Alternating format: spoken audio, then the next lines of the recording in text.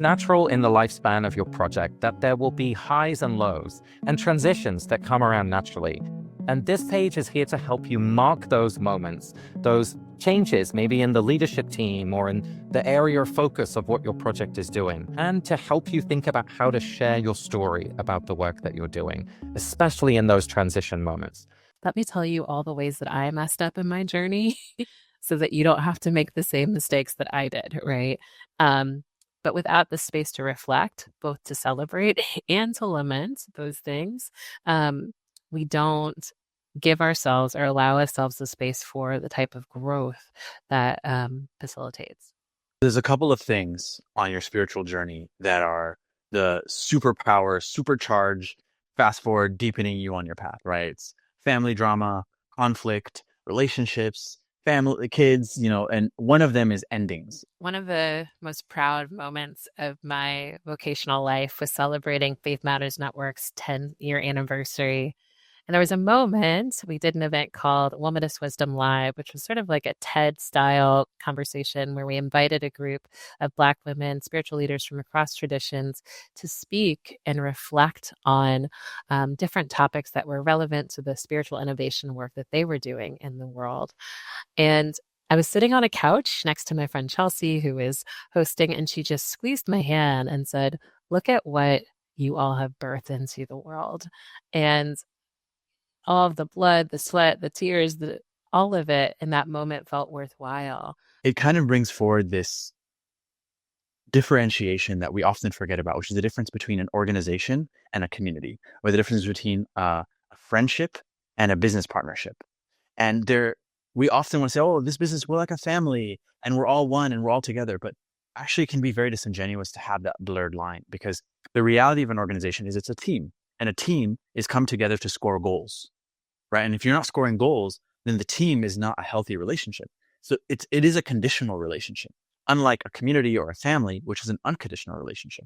And that's about unconditional love. And so when we try to pretend that these things are the same, it can create a lot of challenges where an ending of maybe our relationship as a team can feel like, well, I'm actually rejecting you as a person. And whether or not that friendship wants to continue, having that separation of what is a project and what is our friendship?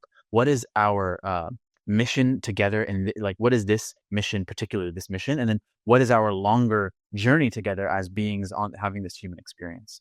So while for a long time, even in Embrace, for example, we tried to throw all of these differentiators to this wind, and we're going to have, it's all one, and we're going to be a community that is also an organization, a company. It was extremely valuable, extremely difficult for many, many years. And we realized, some of these different distinctions are there for a reason.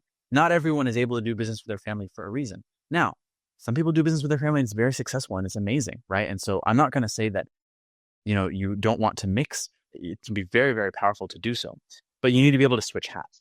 You need to be able to know, when am I speaking to you as a business partner, as a boss, as an employee, whatever it is, and then when am I speaking to you as a friend or whatever it is? Because I think a lot of the times those endings get hard because of the emotions that are into it. It's often less about the details of the ending, and it's more about that.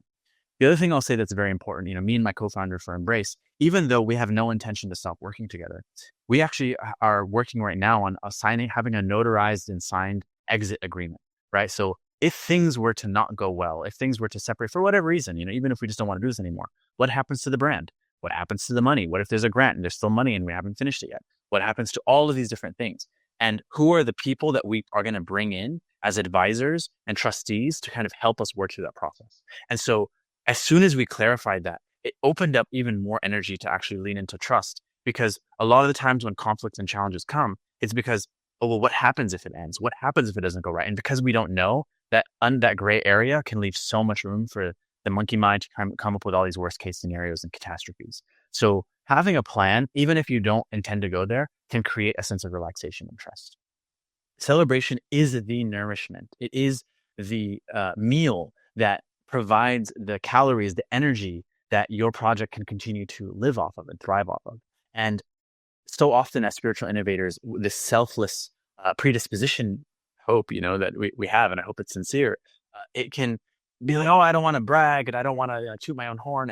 And it's you have to not think of it like that. You have to think that our brains have this kind of dopamine cycle, and we need, especially in all the scrolling, we need to be able to have those moments of win, of refresh, of like, yes, we did it, and to kind of mark these endings so we can have new beginnings and have a new start energy, a fresh energy. So think of it like seasons, right? You need to be able to like have a summer and a winter and a fall and come back into the spring. And so celebration allows us to have that refreshing and that revitalization and revival of the energy of our work so that we can continue to have a healthy, thriving, and growing project together. The Leadership Transition Community. It is a fellowship for founders of charities, nonprofits, NGOs, social entrepreneurs who've started projects in the world and who are considering leaving. It's a very private group. You get to meet monthly with other people who have founded something in the world and discuss everything from what does it look like to offboard? What is a long-term communications plan once you decide to announce your exit, to what's going on for you spiritually? What are some of the things and unexpected ways that grief is beginning to show up in your process? And so highly, highly recommend Leadership Transition Community. It's an amazing organization.